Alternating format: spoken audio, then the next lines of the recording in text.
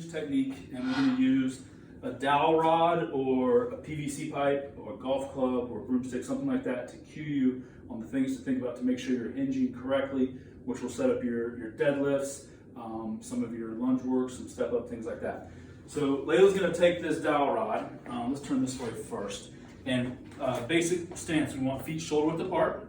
And we're going to take the dowel rod, we're going to put it on your back.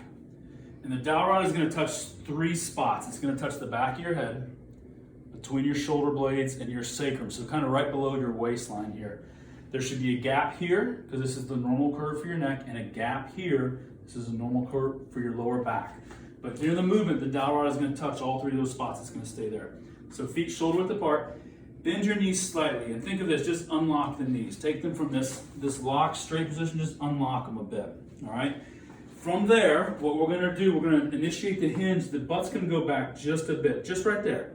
So the knees aren't going to bend anymore from this point, but the hips bent now, just by taking the hips back. So one more time, show that. So go forward again. So unlock the knees are bent slightly, and then the hinge, the butt's going to go back just like that. Now all your movement, if this is my hips, is going to be through the hips. The back is not going to move, and you'll know that because the dowel rod touching here, here, and here, it won't lift off. So go ahead from your hips, from this hinge point here, and bend forward. And notice how the dowel rod stays in contact with these 3 spots. It does not come up. And then when you come back up, keep the feet flat. And same thing, don't lead with any specific area. The whole thing moves as one. As far as the feet, think about keeping your heel and your big toe into the ground.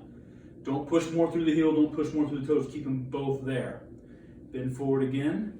From here, here's the hinge. This is what the hinge that we're talking about.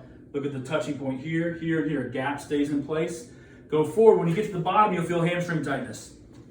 You go to the point where you feel like your hamstrings can't go anymore without you giving up something in your back, and that's where you stop and come back up.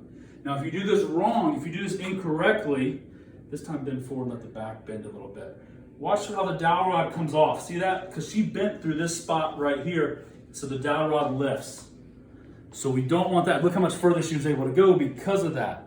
So we want to keep that in place. Look at her limitation of movement here, but the hamstrings are tight at that point. And then we come back up. So keep the dowel rod in those 3 spots as your cue that you're moving correctly and not giving up something. Even if you don't go as far, that's okay. One more time. Bend forward. Look at all these spots here, here, and here, all in contact. Hamstring tightness limits her movement. And now she's going to push back up and lead consistently. Glutes and hamstrings are going to get back up there. That's the hip hinge to work on. Yep. All right, so when we do a deadlift, one of the main things here is we're going to talk that you don't have to go all the way to the ground if your body does not allow you to, whether that's hip mobility, hamstring restrictions, the ability to control your posture during the lift. Any of those things is an issue, you're not going to go all the way to the ground. So Layla's going to demonstrate here a deadlift just to this 12-inch box, so just a foot from the ground. But notice how so the same components, she's going to bend her knees slightly, and she's going to hinge forward. She's squeezing her shoulder blades down and back, so she's keeping this. Look at this curve is here.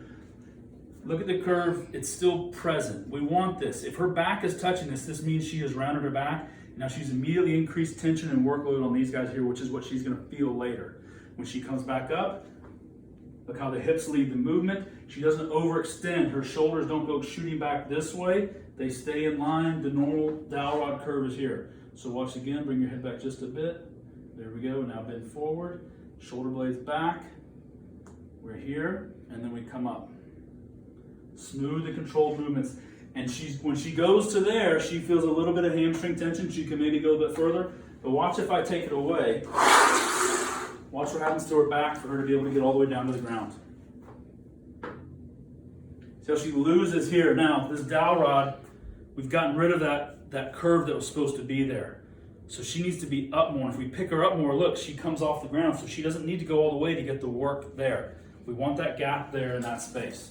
Keep the shoulder blades squeezed down and back, because if they round forward, watch this, let them just hang forward, and now deadlift down.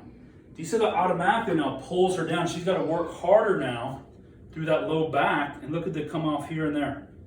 We want this down. If the shoulder blades are down and back, now we create the curve that we want. Come on back up, and there's our space. You do not have to go all the way down to the ground. You go to where you feel the hamstrings tighten up, and if it helps, put a box or something there to cue you so you're not going all the way through.